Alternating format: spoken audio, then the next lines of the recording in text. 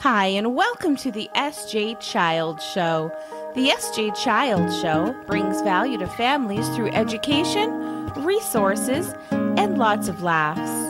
You can find us on our social media pages, Facebook, Instagram, YouTube, and all of your favorite podcast platforms. You can also find our special children's books at sjchilds.org. This month is April Autism Action Month.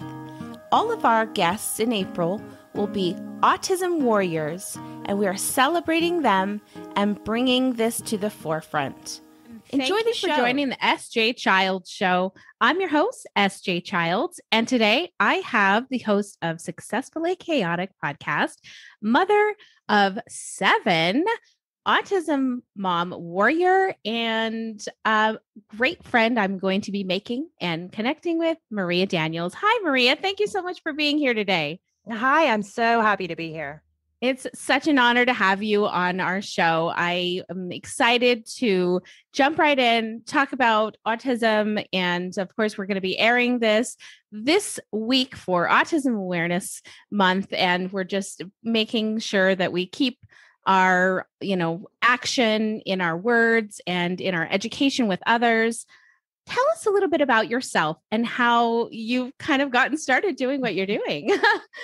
So, as you mentioned, I do have a podcast that's called Successfully Chaotic. And honestly, I wanted to start that podcast because that's my life. It is successfully chaotic. 7 kids is a lot. And I have people ask me all the time, did you plan on having 7? And the answer is no, before you start thinking that I didn't. It has been a happy surprise and all. Most days, there are days where I'm like, Lord, what did I do? But, it's all in all, I wouldn't change, having my children, obviously. And my 5th child is the one with autism. So it's really funny. I always tell people, you think you have this parenting thing down pat, when I'm pregnant with my 5th, I got this. And then boom, I knew no things, no things. It kind of sent me spinning for a hot minute. And then I ended up with a surprise pregnancy when he was about 4. And I thought I was going to have a nervous breakdown because I was like, I just don't even know how I'm going to handle all the things. But, honestly, my life has pivoted because of my son, but not in all negative ways. There's been some negative dark days, of course, because there are many, many days that are like that. It's okay to have those dark days and it's okay to feel those feelings. I want to go ahead and say that because I think love that. Yeah, well, I think so. So many times we hear kind of the glossed over, autism awareness is amazing. And it talks about all the positive, sides of autism and the positive, things that these autistic kids bring to the world, which are so true. My son has made me a better person, but there's also, the part that we don't talk about, there's the part that are the dark days. There's the part that, a lot of people don't want to deal with it. There's the part that's super isolating. Yeah. When you have this child that, doesn't act like a lot of other children their age, it makes people that aren't used to that a little uneasy. Mm-hmm. So they pull away. You stop getting invited to the birthday parties. You stop getting invited to the family functions, and it can be hard on you as a parent. But also if you have other children, because I had other children, be hard on them as well. Everything had to run through this filter of autism. So it had to be, well, we can't go there because Cade won't be able to take that. Or, oh, we can't go do that because of Cade, and you hear about all the good parts, again, that are true, but you don't really hear a lot of people talking about the fact that it really affects your other children, that there ends up being this jealousy, almost negative feelings towards that child because they're jealous, their life has been turned their life's been turned upside down. It's hard on marriages. Hard on marriages. Having a kid can be hard on a marriage anyway. That's on each kid. It just like throws that like through the loop and then back. It's just all the things. And so, I say that stuff not to, say, oh, poor you, because it's not poor you. Because like we mentioned earlier, there's so many amazing things, being in the world of autism. I can see things through my son's eyes that I would have never looked at the world so the way true that I do now. But you have to be able to be okay with feeling all the emotions because we have all the emotions. Yeah. No, I think that is so true. And I think that that's a lot of things that people don't focus on is, I, in my own personal lives, have lost relationships due to the fact, family relationships, due to the fact that they just can't process the different processing. Basically, that's just the way it is. Right. And so I think that is such a great way. You have to look at the whole picture. And just so, like, your show is called Successfully Chaotic, I always say my show is beautiful chaos. Not my show, excuse me, my life. My life is beautiful chaos. My husband has Asperger's. My son, who is now 11, was diagnosed when he was 16 months. I have a 21-year-old stepdaughter, and we're now realizing she's certainly, and believe she is also on the spectrum. And our 9-year-old daughter will also be tested in the next coming months. So with my fully autistic family, I have, like you said, learned to look at the dark side, embrace the light side, embrace the dark side, because that is what helps you learn and helps you see things through a different perspective. Absolutely. And when you can't really have one without the other, right? You can't have light without darkness. It's just, it doesn't exist. We like to think that we just want to always stay in the light, but that's not a reality. You have to have kind of both. And, I think that's why it's so important to kind of have shows like this where you're able to talk about these things because, it takes a while to process through all the emotions. I know it did for me. Again, with my son, he was the 5th child. So I could see pretty early on that milestones were just not there. And it was kind of a unique circumstance with me because I was married before. My older 4 were from my first marriage. So I got divorced, got remarried, and my autistic son is my first biological child with my husband. So there was a little bit of, I guess, not willingness to accept at first from my husband because, he kept saying, well, all kids are different. I'm like, yeah, all kids are different. But I know what I'm looking at. There's something just off here, and it almost become this, I found this out later in marriage counseling that he felt that I was, saying, well, my kids, are fine, but our kid, type of thing, which obviously he was my child too. That's not what I was saying, but to him, it was almost like a knock on, I guess him as a father. And I mean, I can see that twisting that back, I can see how somebody could have those feelings and stuff. And, emotions are complicated. They are. And, life is so perspective based that, it's important to kind of take a step back and really listen to how people are feeling. And, I think that can be said, especially for the parents of these special needs kids that are some days are hard, hard. And most people don't get to see the side of my son anymore. Like he's fairly high functioning. He has gone above and beyond where they said he ever would. Cause you know how that is. They don't know. Yeah, of course. And how old is he? He is 11. He'll be 12 next both month. of ours is 11. Yeah, that's fantastic. So he's, they had told me at one point he would not be verbal. He is. Half the time he doesn't shut up. Amen. They were wrong. They were wrong on that, but it's just kind of one of those things that, it's an educated guess, and that's fine. I always tell people will come to me because I have a nonprofit called Beyond the Spectrum. And I ended up starting that honestly, because I needed it. Yeah. And it wasn't there, it wasn't around me. There was nothing local for me to tap into, even just to call and say, this is a really rough day. I just need somebody to talk to. I need to vent without people going, oh, I'm sorry. Because I don't want pity. I want to vent. Yeah. You know what I mean? I want to vent. Understanding. You want understanding. Yeah. I just want that. And it's really hard to get that unless you are in the world. I always say that, having a special needs kid inducts you into this club that you never really wanted to be a member of. I mean, it's just like, you're just in it. Yeah. But once you're in there, you're like, okay, this isn't bad. This is okay, type of thing. And, but there are the sides, there's the side of my son that people would see, he's got a photographic memory. He remembers stuff like that. Me too. Yeah. Super talented on stuff, music. He's great with music. There's so many things he's amazing at.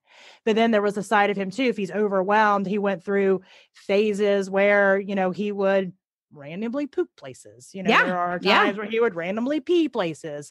And if you was to see him out kind of in, I say, the real world, he could put on this mask for a while where he would seem okay-ish, because he was holding it all together. But at home, he would let loose. And those are the ways that he would, and you can't get people that have never been in that world to understand, well, why does he, just the way his brain works. Yeah. Just the way It's his brain works. processing. It is. Exactly. And it's hard. And it's still, there is the side of you as the parent going, why this? Why do you have to do this? You know, as you're in at midnight searching the vents of your house to see. Thank you for the letter O. Exactly. Yeah, exactly. I know. I got it. We are right there together. I mean, it's like, oh, Mom, we're sisters in two peas in a pod. I'll tell you what, it sounds like our lives are like identically run in other states. And I don't have as many children as you, but some days it feels like I do. Right? Exactly. Well, and I think, you know, honestly, after they outnumber you, it doesn't even matter anymore. I know, right? Yeah. And I'm an only child, so I have no experience dealing with multiple, even relationships at a time, or even like emotions of different children at a time. And so for me, I have no personal experience to draw from my childhood. And I'm just like, hey, be happy you're not alone. Okay. Right? Exactly. You're not by yourself, but I know what that's like. Well, and I think it's great to, you know, have these connections because, you know, there's things that maybe you haven't experienced that another person you're talking to has. And, you know, honestly, I thought when my son started doing those kind of things, I was like, oh my gosh. And then I started talking to some other moms. They're like, nope, that's normal. It's normal. It's actually super normal. I'm like, why is this normal? Why is this, you know, why? It took a this has been a learning process for me, you know, type of thing. And, you know, I was like, okay, you know, and I just had to figure out that, you know, the way that his brain processed things and the way that he relieved his frustrations, maybe wasn't the way that I would do it, but it was what was normal from him. And you know, we had to kind of work through correcting behaviors, but you know, you couldn't do that when he was like 5 or 6. We had to wait because even at 5 or 6, he was more like 2 or 3, you know? So, I mean, it takes some time. And I know for him, you know, speaking was hard. Like I told you, they had told me he wouldn't be verbal. So I know one of the things that we did with him was we would really try to coax him to say the words. Like he would want something, he would point with his elbow and grunt. I don't know what you're saying. You know, I don't know what you're saying. So we pushed him. There's a level of pushing, obviously, but we pushed him because I thought, and this is coming from me knowing nothing about special needs at the time. I kept thinking, if we just kind of just give in automatically, then how does he grow? If you can't challenge him, how does he grow? And this is just coming from being a parent of any kid. Yeah. You know, my kid, which is, you know, even the ones that are neurotypical, they would have never grown if I hadn't pushed them some. Yes. So I did that with my son that's autistic too. Just, you know, pushed him, you know, made him say the words. And it took a while. You know, there'd be times where he'd scream and throw a fit. And I'd say, well, when you're ready to try to say the word, we can talk about it, type of thing. And, you know, I'd push him and watch to see how he reacted and push within reason. But he did start saying words, you know, and that was kind of one of the things for me is that I always have tried to, and I'm not saying this is right or wrong what somebody does. This is just what worked for our family and my child. But, you know, for us, what I had decided to do was I wasn't going to give him the easy way out of things. I was going to try to challenge him. And then if it was something he consistently could not do, we would give him a way to be able to do it that wasn't that. So actually, like he got to the point, even when he was saying words, he wouldn't say anything that he did wrong or wouldn't say anything that was super upsetting or super emotional. So we have always carried around, like I'm showing these notebooks, like little notebooks, and he would write down whatever it was. Yeah. We communicated in writing from 2 to 4. My son was writing at 2 and he was reading at 1, writing at 2. And then from 2 to 4, we communicated in writing as well. So I completely get that and understand that. And the same thing, you know, I think that he was our first biological child. And so here was this happy, quiet baby that never had any problems. And so for us, it was just like, oh no, this is perfect. You know, this is great. Not understanding the milestones he was missing and anything like that. And I had, you know, education and special, you know, like early education and everything, but it was like, when you don't know, you don't know. And that's all there is. And I agree with you. There was like a grieving process where it was devastation because all of our expectations of what raising our first child together was going to be like was, you know, it was not going to be. And it was like this reassessment, this adaptation of, okay, now let's do this. And then it sent me into this whirlwind of educating myself. And so, you know, that started that process of me learning everything under the sun I could about not only the whys, but the hows. Then how can I then help him? But then I started to let go a lot of the why. And I realized that the why was bringing me a lot more stress, and I wasn't able to be present with him to just do the how can I is more or less, So Absolutely. isn't that, it's so interesting, the process that you go through. It is. And I think, again, I think those are all, super normal feelings. I went through the grieving process too, just, and not because I wanted him to be different. It was more that I was afraid for the future. Like, what does this look like? What if something happens to me or my husband? What is the future look like? Absolutely. And because you kind of dream, their life, will go in a certain manner. And when there is a question mark for the future, that's terrifying as a parent, because it's your job to make sure that they can be okay when you're not around anymore. Yeah. And when you don't know, that's really terrifying. And it is. And we had to kind of work through that and figure things out. I do think at this point in time, he'll probably be okay to live on his own. Yeah. Probably will see. Right? He may be one of those people that I have to be like, no, you got to go do this, but I have to do that with my husband too. Yeah, right. It's like, so true. What's the relationship with the older siblings in comparison with the younger siblings? Because it sounds like since he's your fifth, you still have two more after that. I do. So what can you tell me about that? The relationship differences or same? Well, I mean, as far as like with each other. Yeah, like with your son. What type of sibling relationships do they have? It depends on the child. My oldest child is 22. So out of my 7, my oldest child is 22. My youngest is 4. So I have they're 22, 20, 19, 16, 11, 8, and 4. Wow. And I've got the full.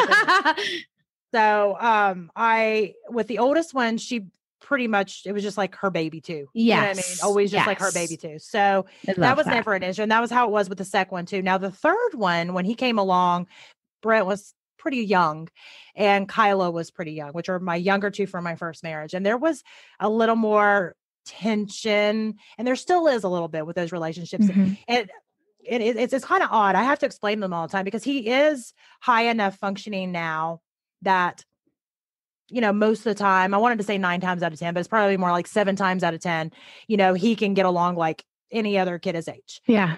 But there are still limitations. There's limitations. And I'm always having to constantly explain to those two, he's autistic. Yeah. His brain is not going to process what you just said. Yeah. Because they'll get frustrated. Exactly. And again, looking back, more realistic emotions there, when me and their dad, my ex-husband, got divorced, their life was turned upside down. Yeah. Once. I got remarried, life turns upside down twice. I have another child with my husband, autistic, life turned upside down. So a lot of times these tense relationships, they come from a place of hurt and from, from a real deep place. And, so I've tried to be conscientious of that fact. I love that. And I mean, and it's hard. It's okay that they feel resentful sometimes, because I think sometimes we try to make people not feel things because it's a negative emotion, but that's their emotion. And I think if you try to take that away from them, I think that causes more harm. Agreed. Glaze over it with fake happy, denial. You can only fake happy so long. So true. No, and I like that. I think that you have to give them grace. You have to give them gratitude and grace, and you have to be graceful with not only yourself, but with your child and with your other children that are involved. Mine, they're 11 and 9, so they're pretty close in relationship wise. And I think the hardest part I see for her is that wanting to be in that relationship with him, wanting to play because she doesn't have the other siblings to go and do other activities with. It's him. And if he doesn't want it, it ain't happening. There's not any amount of sugarcoating anything that's going to change what he wants or what he doesn't want. Nope. And she has to be flexible. She has to be patient. There are so many expectations that she places on herself that we have for her, and in good ways. I mean, of course, and she's constantly rewarded for her patience and her efforts in every way. But same thing. Like it's okay for her to feel a little resentment or a little bit discouraged when she's feeling like she's not getting her needs met as well. Absolutely. And I think with the younger children, with Cole specifically, he is 4 years younger than Kate, or almost 4, like 3.5 years. And when he came along, that was probably during Cade's most difficult years. Like I was already like zombie mom because Cade wasn't sleeping. I don't know if you've had that experience. 100%. They don't need sleep. Like they don't need it. I call it the moon cycle. It is. Whenever it's out, he's up. Whenever it's up, he's out. Whatever. He didn't need sleep. So me and my husband were tag teaming. So we're tag teaming on staying up with him, and because he was young, and then I ended up pregnant, and I'll be honest, I was not happy about pregnancy at first. Because my life was just complete chaos, and most of it felt like not good chaos at that moment. I was so overwhelmed. I was overwhelmed beyond measure. I wanted to help him. That was my child, and I didn't know what to do. And I always tell people I have a background in nutrition, and I used to be a trainer, and I still am, and I'm a nutritionist. So when you don't know what to do, you do what you know. So I started really digging into the brain, how autism affected the brain. I already knew foods and stuff to help the brain. So that's how I started tackling it, because I had to do something. I had to do something, and I knew that I wasn't going to quote unquote cure autism, but I thought, okay, well, worst case scenario, he has a healthy brain that can reduces things. Yeah, exactly. It's what happened with us too. Exactly. Yep. I'm telling you, somebody's in our attic. Somebody wrote our same stories, sent it to us to live out. That's what you got to do. It's do what you can do, and the things you can't do, give yourself grace on it, because I wanted to do all the things and be all the things. I can't, so I found out I was pregnant. I was super sick and ended up having the baby. I was running on just like adrenaline at that point. And I had such a hard, birth and labor and everything with him. And I think it's because I was so stressed out my entire pregnancy, and I was so sick afterward, and I didn't even catch it on myself. With one of my clients, I would have caught it like bam, like that. I didn't even catch it until he was probably 6 or 7 months old. I just remember thinking there's something wrong with my hormones. And I tested for my clients. I tested on myself, and sure enough, my hormones were tanked. Yeah. So I was luckily able to get myself out of that without having to get on meds or anything. But, it was one of those things as a mom, as a caregiver of a special needs child, of any children, first of all, but especially a special needs kid, yourself is last. It just is. Yes. And that cycle also needs to stop. And I always knew that it didn't need to be like that, but I didn't know how to make it different, because it's hard to find a babysitter. We've already established all the isolation. Who's going to take the child that they don't know? Well, if I say that, it's going to send them to a fit. If they can't eat that, they can't eat that, they can't do this, they can't do that. You know what I mean? Oh gosh, yes. It's like so hard. So it's like, well, you should just get a babysitter. Okay. There's a handful of people now at 11 that I can get, to watch him every once in a while. But there's still the times where I get the phone call. If Cade's having a bad day, Cade is having a bad day. And if Cade's having a bad day, everybody's having a bad day. So exactly. Exactly. Yep. If we leave for that family drive and something goes wrong and DJ is like, nope, this isn't working, it's turnaround time. Oh, suck it up. Everybody deal with it. When we get back home, everything will be back to normal. That's how it goes. Yep. Normal chaos. That's right. And I think that, going back to just other siblings feeling resentment, we didn't go on vacations up until 3 years ago was our first vacation, because we had tried to go on one and it did not end well. We had to drive back home that night. Back home that night. I got you. I mean, there's been so many times where we've been like, if we just leave the hotel now, we can make it back, get in our beds. It's fine. We won't keep everyone else up around us, because we're, the whole place is awake now because he's awake. Oh, I get it. Oh my gosh. And there was something, I don't know if your son does this, but there was something about he had to be in his own bed. He does okay now. Most of the time, if we prepare him far in advance, we have to say, hey, Cade, remember on this day and this day, we start on the counter, we're going to be sleeping at a hotel, and I'll show him pictures of the hotel. I show him pictures of the bed. We have to completely prepare his mind. It's not so scary when he gets there, because he already knows in his mind. He can do that now at almost 12, But when he was younger, that didn't happen. Didn't happen. And, so there were so many times we didn't do anything. We didn't go anywhere. Not even out to eat, not even like, hey, let's go grab ice cream. Like there was nothing like that because you couldn't. Yep. Even taking a different way home. I remember Cade, he was obsessed with maps, and he would sit in his car seat and hold a map. And if we would go a different way home because of a detour, it would be a complete fit all the way home. Wow. Because we had detoured, because he would be like, this is wrong. This is wrong. Like, buddy, we're fine. And you'd have to point it on the map and show him that we were still going home, and it's little things like that people, I mean, I get it. You have to kind of put yourself in other people's shoes. If they're not used to, a child that has those, set of skills, we'll just say, that can be terrifying. I've had to kind of look at it because I used to get kind of butthurt on stuff. Yeah, sure. That's fine. Don't invite me to the birthday party. I don't want to come to your birthday party anyway. Yeah. But if you kind of take a step back and look at it from their perspective, they're probably scared. Yeah. They know that you're dealing with these extra struggles. They don't know what to do, what not to do to make it hard on you. So it's just easier. Yeah, definitely. Not to do anything. Definitely. No, I agree. Yeah. And I think the same thing has happened to us, that we had to leave our house for 1 year, only going the one direction. We could not leave going another direction. We had to go down the same exact street every single time. Literally, we live at the end of a cul-de-sac. So we can go either direction, but nope, we only could go this one direction for the whole year, it seemed like. But yeah, that's crazy. And then, going back to like invitations and stuff, I think it's really sad that we actually, not being invited anymore, but we're told, like, because you said no, you're no longer invited, basically. And they don't want to be part of our lives now. And, they're missing out, unfortunately, because we have like the most amazing things happening over here all the time. And that's okay. That's okay. We'll give them grace too, and just say they're not ready to be understanding about these kinds of things. And that's okay. Well, and, I think that a lot of people need to realize there's so many people that'll come out, especially it's April, autism awareness. You'll see a lot of people, autism awareness, hashtag autism awareness. And that's fine with the cleaned up, bright and shiny side of it. But, they've got to realize that hashtag life goes on. Exactly. There's the backside of it. There's a backside of it. If you're going to support it on the front end, you got to realize that there's the behind the closed door. There's the dirty part. There's the part that, is hard. There's the part where you're crying. The whole house is crying. Thank you. Don't know what to do.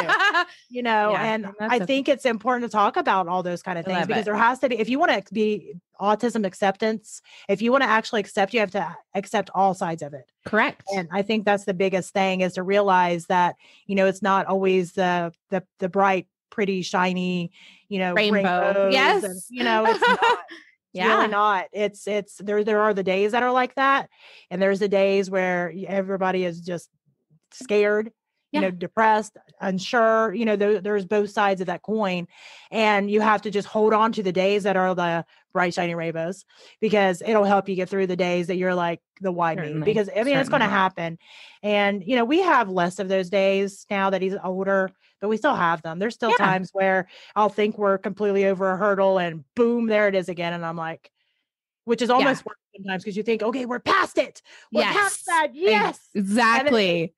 Nope. And it's, it's almost exactly that. Is like, you set yourself up to these, okay, it's been going so great for so long. And then you have a drawback or a setback and you're like, okay, get back onto reality's track here. This is going to happen. Be prepared for this in the future, because it hasn't. Yeah. I always tell people, like, our son's asleep right now because he was up all night. And so, but lately he's been coming into the podcast all the time. And, at first, when I first started, it was like, oh my gosh, no, don't let that happen. But now it's so silly. We've been like, embrace it. This is real life. This is autism. Autism didn't stop because I hit record on this podcast. Sorry, folks. If he wants to come in, I hope he's dressed. If he's not, that's his autism, I get it. Literally went through the naked phase when he was like 4. So, I mean, he was so little enough that I didn't even, I didn't care. But of course, everybody is just like, cover your eyes. And it's like, come on. It's just a part of it. It's just a part of the part that you just learn to look back and laugh at and think, well, my daughter will never need that kind of an education. She's already known. Exactly. Yeah. That's how it goes. That's Exactly. Sorry, neighbor kids, but Yeah. everybody's on track now. It's funny the little things that they do. I know Cade went through a phase where he would only wear long sleeves, long pants, everything had to be covered. And then he went through a phase, it was the naked phase. Yes. Then he went through the magician phase where he literally dressed like a magician everywhere that he went. We had costumes too. Yeah. Yes, we've totally gone through the costume phases. Yeah, He was Finn from Adventure Time. And so we like literally had to get all the costumes. We all had to be that for Halloween, you know. Yep. We have to do family themes, whatever he is interested in the time. We usually have to do for our Halloween family theme too. So, oh yeah. Yep, we were Garfield one year and everybody was Garfield and and that's a really interesting I saying that the year we went trick-or-treating, and I don't know how it's been for you, but there has been years where it has been just horrific. And people, he doesn't understand that when people open a door and say hi to him, he doesn't need to go in and visit and ask them 20 questions. He just needs to take the candy and go. That's not what he doesn't even like candy. Why would he care about that? But you want to get him involved in the process and you want to enjoy it. So this last year that we went 2 years ago, I guess it was, I put a sticker on his costume, his Garfield costume that said, "I have autism. Please be patient." Everybody stopped, took time, got down on his level, talked to him, answered his 20 questions or 5 or whatever he had. And I didn't have to make excuses. I didn't have to say, "Oh, I'm so sorry. I'm so sorry. He has autism.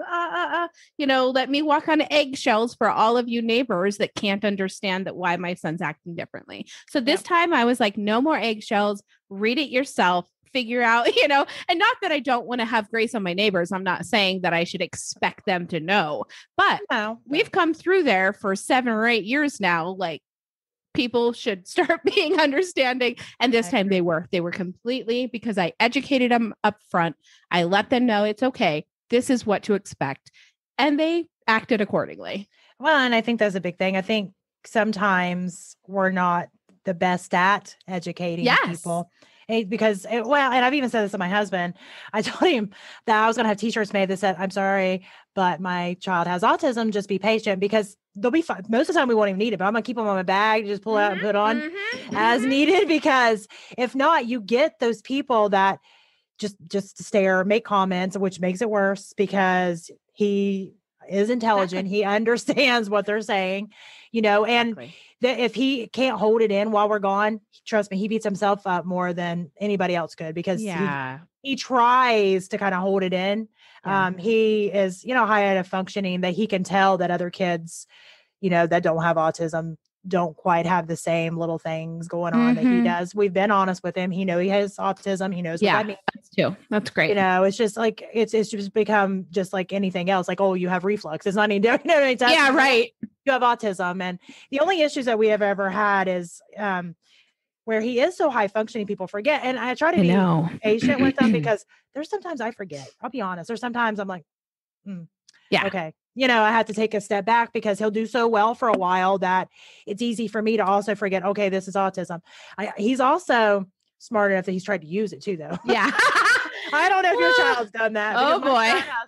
My son has been like, "Well, Mom, my brain doesn't work the same as other people's brain does." And I'm like, "No, it doesn't. That's not what this is about, is it?" He doesn't do that. He just spins math out on us and things like that. I think it sounds like behaviorally, possibly our son is a little bit more, in the middle, rather than he's not really socially able to make those relationships or make those kinds of ideas or thought processes about how others view him. We're just barely in this last year seeing him like cover himself up a little if he's uncomfortable, which we've never even noticed before. We thought, oh, he has like basically no lack of judgment, no lack of, which I mean is amazing. Can you imagine walking through the world not judging yourself? Yeah. Like not having judgment for yourself, and like, wow, beautiful, beautiful thinking. I know this is kind of all over the board and everything, but it just triggered a thought for me. What about, and I think you would probably be on board with this, changing the freaking language. Disorder is icky word. I don't like it. I would love to see the autism spectrum reordered thinking process. It's a reorder of thinking. Let's encourage these kids. Let's empower these kids by telling them, wow, you think in a different way. You have a reordered way of thinking, not, oh, you're disordered. Something's wrong with you. Like, I do not like it. No, I don't either. And I don't even think that a lot of people, when they say it, think about it in such a negative connotation. It's just become part of our language. Exactly. Because there's even words that sometimes I end up saying that I have to keep myself in check. Well, first of all, I think I've even said it a couple of times, say like normal. Well, what the frick does that even mean? There's no such thing as normal. Yeah. So there's really not, but it's part of our vocabulary and we don't even think about it most of the time. But, I know with my son there for a long time, I didn't think that he understood any social cues at all. And that's slowly come in the last, I don't know, year and a half, maybe 2 years. It's a little at a time. Yeah. And at this point now, there is some. He gets embarrassed now. Yeah. He didn't before. There was no embarrassment. Yeah, we've never seen that yet. He'll get embarrassed. Like especially like I noticed there's this girl that I'm pretty sure he likes. Aww. And I can just kind of tell because it's like, well, like any child would have these kind of like things that they would do. He does it. It's just, he doesn't realize that some of the things that he is doing is not maybe what some of the other little boys would do. Yeah. It almost makes it cuter, the stuff he does. Yes. But I can see him. He's all like, big eyed and like looking around. And I don't know. I can just tell. And I've noticed that, well, I'm his mom. I killed a banana one day. We were somewhere and I was like, here, buddy, I've always killed his banana. Not even a big deal. And he looked at me and he grabbed the banana and he threw it down his lunchbox and he was like, I'm not a baby. And that's what he said. And I was like, at first I was like, what the heck? And then I happened to like think, it's that girl. Cause he's always weird around her, just all like kind of butterfly-y and kind of awkward, a little more awkward than he usually is. So I'm pretty sure he has a crush on her, which I mean, it's little things like that I don't know. It's those things that make me super happy because when they can check off some boxes, and I don't even know why we have boxes, but whatever. Right? We do. Circles, boxes, like, whatever. Oh, okay. Okay. Just little things. Like the first time I ever seen him play with another kid other than a baby. Because when we used to go to parks or something every once in a while, he would stay away from the kids and he would go find like a baby. There would be like a baby somewhere. Yeah. He would gravitate towards the baby and he'd sit and play with the baby, but he would not go near the kids. He'd sit and watch them from afar, but he wouldn't go play with them. And the first time I ever seen him play with another child was a couple of years ago. And I had put him in a private school. And it was super small classes and they needed a PE teacher. I had mentioned that I have background in, all that kind of stuff. Okay. They had hired me in as the PE teacher temporarily. And I was coming there for PE and we were doing like the kickball and stuff. And I watched him playing kickball with these kids. And one of the kids went to kick the ball and they missed it. And I seen him go, come on, Lane, dude, what happened? Because the kid missed it. And it was just that. I bawled. I had on sunglasses and I'm like crying during recess while I was but I'm bawling because I had never seen him interact and even kind of like cut up with one of the kids. I've never seen that ever. Mm-hmm. And that was super empowering for me. Like, okay, that gave me just like hope, honestly. That was the first day that I was like, okay. Yeah, he may be kind of a little odd. I'm odd. We're all a little right. But that gave me hope that he'll be able to interact. And, even if he's awkward, even if he's shy, even if he has like one or two friends, whatever, Exactly. That gave me hope that he would be able to, move out and kind of go through at least some of the milestones that we look forward to our children going through. That was the first time that I was like, okay, and if he hadn't been able to, that also would have been okay. But it was a magical moment. It really was that it was just kind of like the clouds parted and that was definitely a rainbow day, right? A rainbow day. So yeah, I agree. I think that it's happened a little bit differently for us because it was through a video game, but in the same sense, our son found a game called Tamagotchi Life. And it's like a lifestyle game where you start out like as a baby and you grow up and you make choices along the line to, with your friends or with an occupation until you're old and pass away, all like crazy, all these things.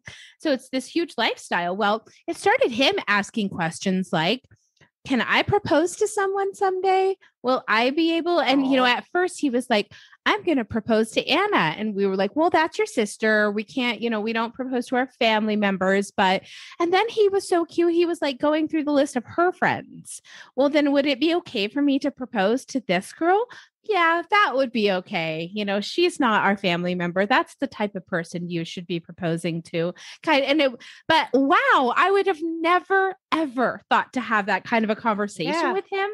And it was so heartwarming. And he has said to us, because my husband and I have been together for 17 years and we are just like best friends. And he sees that all the time. And so he says, I hope that I can have true love. Like, I want to be in true love someday. And oh my gosh, it's like, I couldn't ask for anything more. He can go through all of those struggles. Like, we can go through all those sleepless nights to have that moment where he wants to be loved and give love someday. Yeah. It was like, wow, makes it all okay. Yeah, absolutely. And I think that, like, honestly, for my son, it sounds like your son will be the same. When they do find love, it will definitely be true love. I don't think they'll have to skip and jump around and question, because they it's like almost like, even though in some ways to us, being neurotypical, it seems like in a lot of ways they're at a disadvantage because they don't think the way we do, wink, wink. In reality, it's almost like a special ability. Yes. It really is. Human power. It is, because, some of the things that, we worry about, think about, and, overanalyze about, they may sit quietly kind of thinking about it and deciphering it or whatever, but when they do act on it, it's the time to act on it. You know what I mean?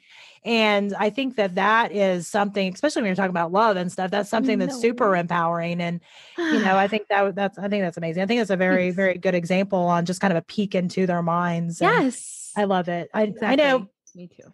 For me, I've had a lot of people I used to work with, because I used to work, corporate marketing too. So I was a trainer and then a nutritionist. When I got divorced, it was like, oh, great, second income, not so great raising 4 kids by myself. So I had to go back, take some classes, and I went to work for a marketing company. I was still working for that company when I got remarried and had Cade. And that didn't happen for very long, because you never know. Again, it's hard to find babysitting. You don't know what child you're waking up with that day. Is it going to be a good day where I can go to work and get my meetings, or is it going to be a day where I'm having to call my boss again to say, yeah, I can't come in? Yeah. So it didn't take long before I wasn't working anymore. I had to put in my notes to be like, I just can't do this. So that's how I ended up freelancing and starting my own company. And I own a few businesses now in different angles. And, that's kind of where the idea from Successfully Chaotic came from, is because, honestly, I have, for the longest time, I had kind of separate lives that I led. I had my business life where I had to show up for the client and show up all perfect or fake perfect, and be all the things they needed me to be, when in reality, my personal life was completely falling apart, like all the time. Yeah. And I was exhausted. I was exhausted from being at home and dealing with all the things. And I was exhausted from putting on my mask of perfection, showing up and having to be all the things that I wasn't, that I was just like hiding, that they don't look over there, Yeah. don't look over there. Right.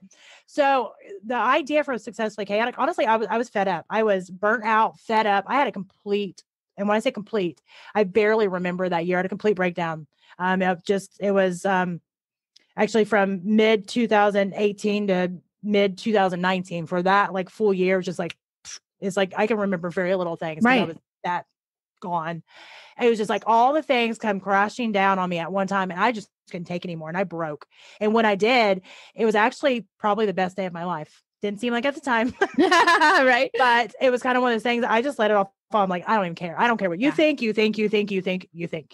I am over it. And it was kind of it was freeing, because nobody was telling me I had to show up perfect.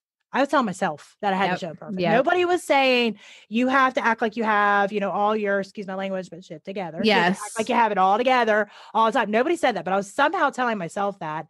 And I didn't. I'm great at the things I'm great at. I'm great at business. I can help you do all kinds of things, but I'm not perfect. I'm not a perfect person. My life is not perfect. It'll never be perfect. And I had to come to the fact of the matter that I was okay with that. I was okay with being this hot mess of a person I am. And I have, if you was to listen to my podcast, and if you're really curious, you can listen. I share all the things on my podcast, all the things. Yeah. I've had a very traumatic, past.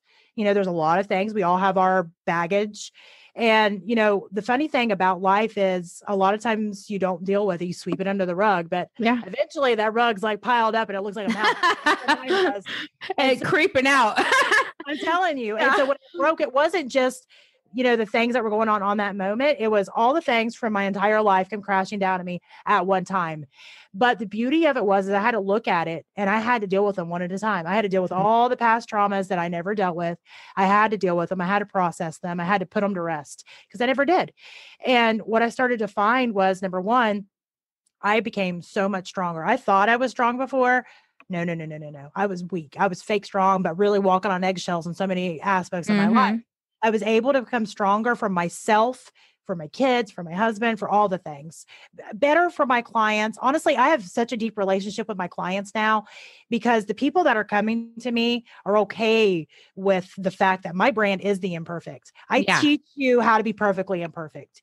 The people that are coming to me are okay with who I am. The people that don't like who I am, fine. There's plenty of other people out there. Yeah. And, it comes to that point of being successfully chaotic. You have to figure out what is your definition of success. And we all have different layers of chaos in our life, and your flavor might be different than my flavor. It sounds like though our flavors are pretty similar. It does, doesn't it? Yes. So your flavor, the rosemary, sage, vanilla, or something. Exactly. Something strange but beautiful. Exactly. But and I think that's it though. You define what success means to you, your life, your family. Yeah. And that is what success is. That's right. And, the chaos is just kind of part of it, and you have to be okay with balancing your life like that. Cause I hate when a lot of people talk about, well, work-life balance. And I was that person that kept trying to think, well, when I get here, then it'll be balanced. It's like this destination. Oh, well, when I get this, and this done, well, then it's going to be balanced. And I'd get there and be like, oh no, it's still a hot, it's still a hot mess. Yep. And the funny thing was, I figured out that balancing is not this 50-50 magical thing that happens. It's the idea that you're taking into consideration, first of all, your definition of success and what it takes to meet that. And that could be whatever. You define it the way you want to define it. And then also knowing that you've got the flavor of chaos that you've got, preparing for when that happens and what you're going to do. Because if you try to keep trying to shove a square peg into a round hole, it's never going to fit. Got to ride the flow. Yeah, you do. And I just think that for me, my podcast had become my mantra to myself. It was very therapeutic when I decided, I'm just going to tell all the things, because of that, if you're telling all the things, there's nothing anybody can throw at you that you're not like, yeah, I know. Listen to episode 3. I already know that I said that, did that. Listen to episode 3. You don't have to hide anything anymore. Yeah. And there's something amazing about being so real and so raw that there's nothing left. Hey, buddy, how are you? Hey, we got a visitor. DJ, this is Maria. Here, say hello. Say hi, Maria. Hi. Yeah. How are you doing? I'm pretty good. How are you doing? I'm doing amazing. I'm having a great talk with your mama. What are you working on? I'm working on finding a 3x3. Finding a 3x3, Rubik's Cube? Yeah. I see. Okay. Well, why don't you let Dad go help you find that? You tell Maria, have a good day. Have a good day. You have a good day too, buddy. Thanks for visiting. Good morning. Love you. Precious. Oh, he's such a sweetheart. Thank you. He's so intentional. I love it. They are. They are so intentional. I know.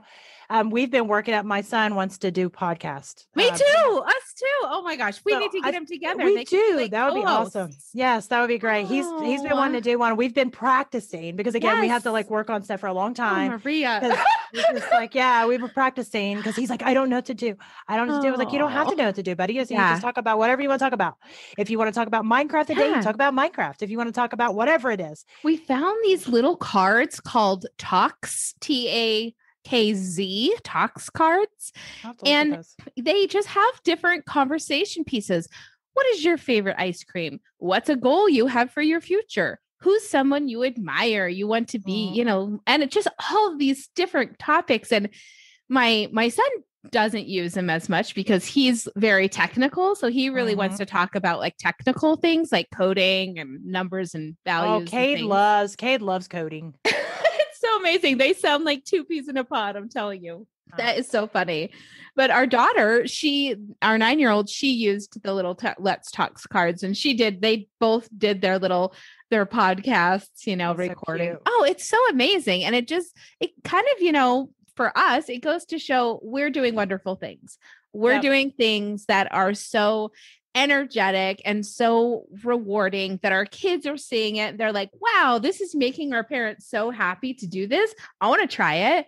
Absolutely. And fantastic on both of us. High five. High fives. Yep. Yeah, I think it's great. I know my 8-year-old, I always have to watch because I accidentally sometimes leave him out of that kind of stuff. Because it's funny. I don't know if you've experienced this with your kids that are close together, but my 8-year-old was the one that was a surprise pregnancy. So even though they're like almost 4 years apart in age, they're really like twins, honestly. Yeah. So it was really funny for a while. Cole, which is my 8-year-old, would copy all the things that Kate did, even the autism specific. Yes. And it took a hot minute for me to say, well, buddy, he does that. I had to explain it to him because they mimic, mimic. And I would even go out and I'd see friends I hadn't seen in a long, long time. And I'd be my 8-year-old, well, he's 8 now. Cole would be jumping around and doing some things that were very, autism specific. And I would say, I'm sorry, apologize for friends. Well, that's okay. He's autistic. And I'm like, yeah, that's not the one that's autistic. He's just pretending to be. He just mimics. So we had to get him out of that behavior by just explaining. So it's funny because some of the things that Kate will want to do, I'll say, yeah, buddy, I'll get super excited because when he wants to do anything, I'm like, yes, you want to do something. Exactly. But then I noticed Cole over there go like, I want to do it too. I'm like, oh yeah, buddy, I'm sorry, because again, you accidentally, and I'm going to be drug on therapy one day. I already know I'm going to be drugged to a therapist one day. I already told my husband because I forget all the time that even though Cole's not autistic, he probably still wants to do the same thing that Cade wants to do. But I'm the one that gets super excited when Cade wants to do anything. Yeah. And I have to keep myself in check. And it's not on purpose, but it's kind of one of those things that accidentally happens. And I've had to explain to him, like, but if you want to do something that I'm asking Cade to do, always say, Mom, I want to do it too. Because I'm asking Cade because I have to ask him to do everything. Yeah. And he doesn't tell me. So I've had to do that. But it can be so hard trying to balance kind of the difference in neurotypical and kind of, even if you've got several kids that are special needs, they're all still different. Yes, so true. No child is the same. No adult is the same. No. And so we're so silly as adults to expect our children to be some cookie cutter alike thing. I mean, who came up with that in the freaking first place, right? Know. Give me a break. Oh my gosh. Well, I don't even want to end this conversation in any way. We're going to have to come back for part 2 because we can just keep going, I think, for forever. But I want to really thank you for being here today and honor your time and your stories and everything. Absolutely. Tell us where we can find you so that I can put all the fabulous links down in the description.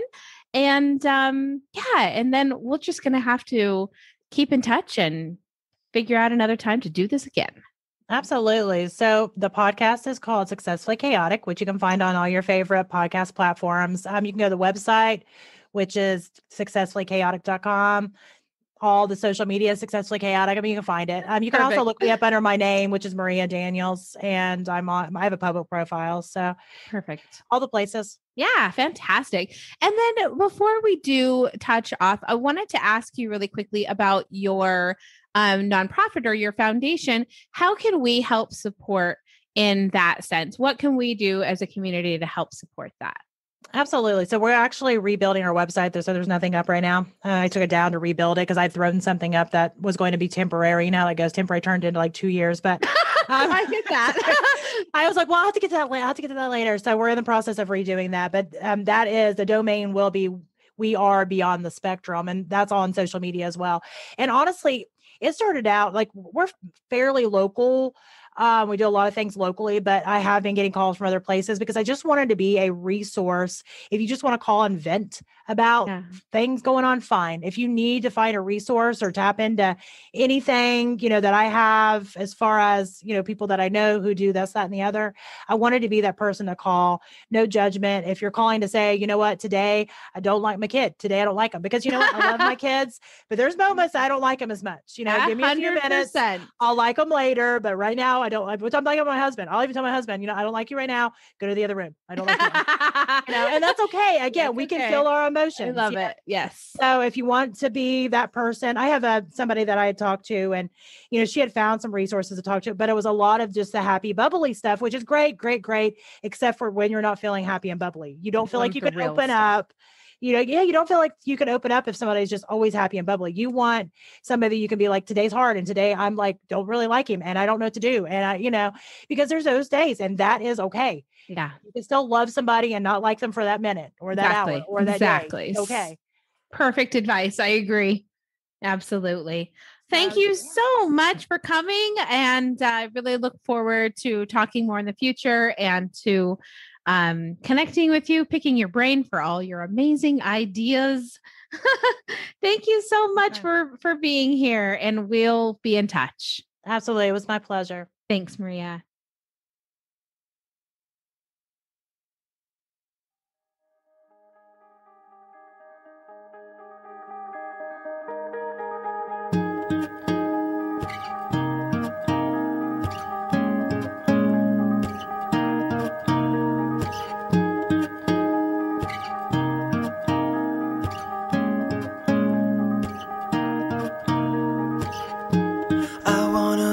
Kind of guy that keeps you warm at night when you are cold.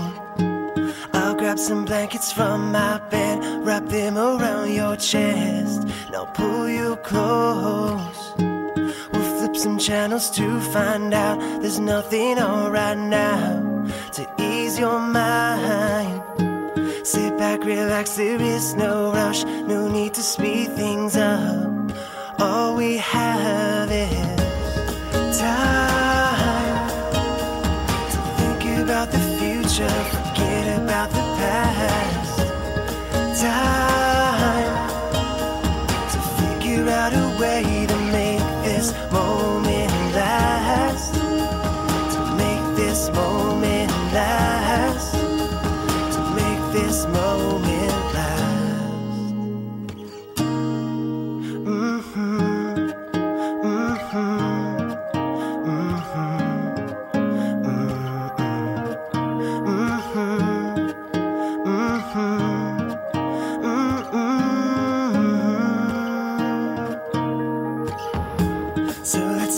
The kind of love that we've been dreaming of when we sleep at night.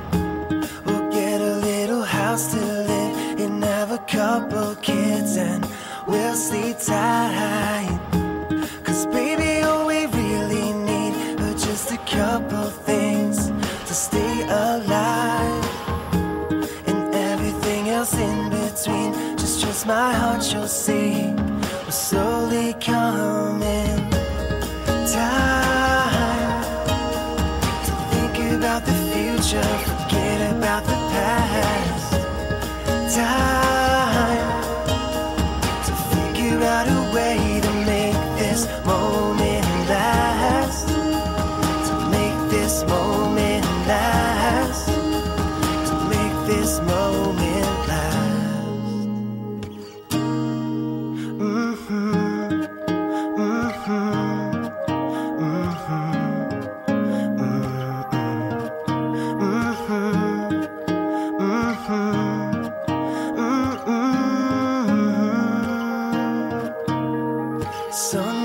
Sunsets, I won't let you forget that I need you. Spring comes as spring goes, forever you will know that I love you.